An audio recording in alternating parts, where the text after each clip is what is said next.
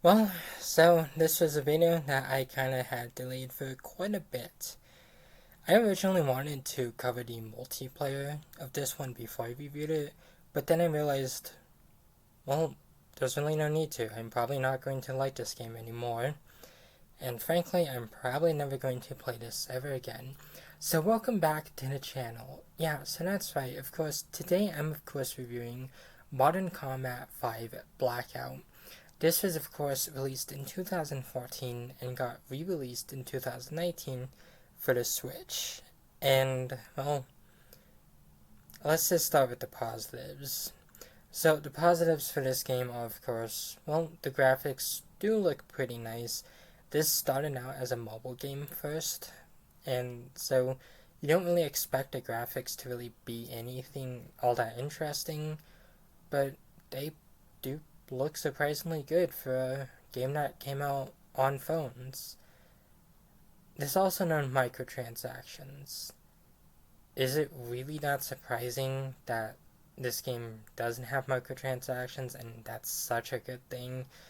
I mean, it really just says more about the state of gaming and probably certain stuff on Switch that this game doesn't have microtransactions. And I will also say some of the level design is also pretty good too. But what about the issues? Well, now normally I could probably tear this game apart and make fun of it and make it sound like it's a Kmart version of Call of Duty, and I've already kind of done that. But of course, I want to give some reasons why this game isn't really all that good, in my opinion. So, starting off is, of course, the difficulty. I'm not one to really complain about how difficult some games are. I mean, I've played games on hard difficulties. I've done hard things in games. I mean, one of my last videos was literally trying to complete Doom 1 on Nightmare. Well, at least episode 1. But Modern Combat is difficult in a way that it was programmed. The first issue is, of course, enemies feel like bullet sponges.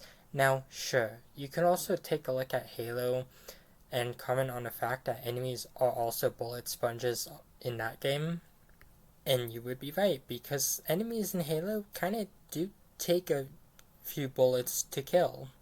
Especially in Halo Infinite. Well, of course, never forget some of those fights. And even in other games like Call of Duty, it's the exact same thing with that one. And other games like Mass Effect and Fallout. Not every enemy dies in one shot like they could in easier uh, difficulties in Call of Duty, or in some cases, Doom.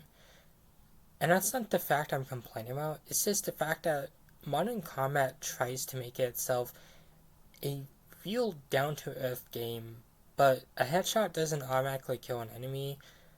That's not really the most realistic thing out there. This is probably more of a nitpick, and I will definitely, you know, agree with that. But I think other issues with this game is just how easily ammo runs out. With enemies being bullet sponges, you kind of need a bunch of bullets to kill them, and this can make you run out of ammo. Now, sure, Doom itself does in fact have this. I've run out of ammo on a few occasions on my Nightmare playthrough, and I've had this happen in Call of Duty. But at the same time, those games also feel generous with ammo. This one, well, just feels that if you're out of ammo, you just have to pick up another weapon. And I'm not sure half of this game is that you can't just have two assault rifles or an assault rifle and shotgun. No, it's only an assault rifle and pistol or a shotgun and grenade launcher, and a grenade launcher itself just doesn't even really work that much. Like, there's a mission where you do use it and it works fine there, but if you have it in your loadout, it doesn't really feel like it does anything. Then, of course, probably the most infuriating part of the game, no checkpoints. Sure, there's checkpoints once you complete a mission and are in a mission select screen, but in missions, there are no checkpoints, so you could get all the way to the end of the mission and just die, and you have to restart the entire thing all over again. Now, I will give the game props. This game is not unfair for the most part. Most of my deaths were, of course, due to the fact that I was rushing into things or had poor decision making in the moment. I can't blame the game for me dying. Although I will definitely state there were a few deaths that I will honestly call the game out on as being unfair, such as being killed by a exploding car when I could not move. This was of course in a mission you have to fire these grenade rounds at some soldiers, and this car blew up and I was close to it. I couldn't move, and yeah, that's just unfortunate. It also happened again with a few other missions, and most infuriatingly, this happened with one of the Spec Ops missions. This wasn't what I had to do because I already had all the progress I needed. I'll get into that in a moment.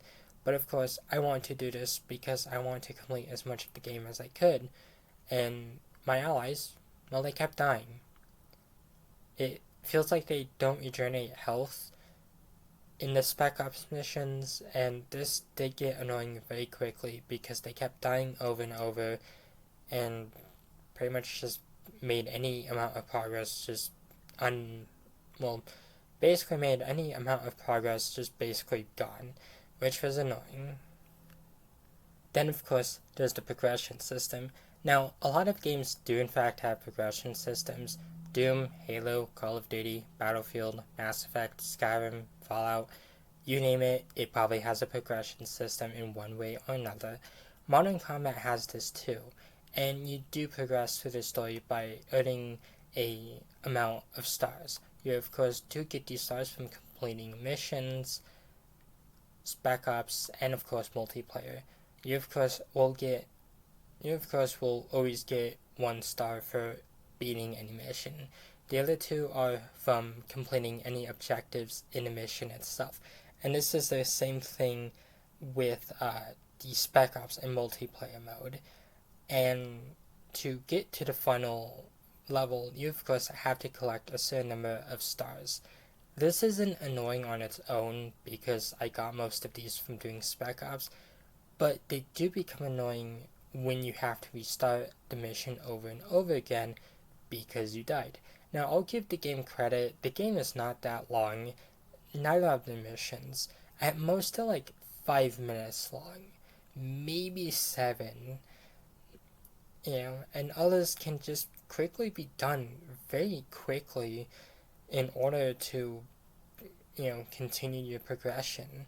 Because the progression you gotta do, you of course have to you have to complete a various amount of missions, unlock certain weapons, level up a bunch of times, and of course earn enough stars. These are pretty easy for the most part, and I really only had to replay a mission a few times in order to level up. So the progression system isn't all that difficult, provided you're just playing the campaign and Spec Ops and probably diving into multiplayer. It probably won't be that difficult to really progress through the game. It's just, I feel like they should have only had the progression be for weapons. Make it so you don't get all the good weapons unless you do all this optional stuff. And just allow you to be able to beat the game. Or allow for checkpoints in between missions, or actually make some difficulty settings. Now, this game is not impossible to complete. It's not as difficult compared to other games, but it's a bit frustrating to get through. I guess, all in all, it's interesting to have a first-person shooter on the Switch, even though it did kind of get outclassed, like, years later with stuff like Bioshock and Doom and Call of Juarez. But at the same time, it's still a first-person shooter on the Switch, but I don't think I can recommend this one. I'd say if you're looking for any first-person shooter, just stick with the COD games. Get them on an old Xbox, a PlayStation 3, or look for a cheap PS4, Xbox One, and you will definitely be able to find much better than this game. Maybe with the Switch too, they'll port more first-person shooters onto it. But if they don't, again, I would just seriously stick with the older Doom games. You'll get much more entertainment out of those ones than you would with this one. I'm not trying to insult this game. There's a lot of dedication and passion that clearly went into this one, but a bunch of decisions made in it that just generally really made this a bit of a chore to play. But that's all I really have to say for this one. I will of course be back next time with a brand new video. So of course, until then, thank you for watching and hope you all have a wonderful night.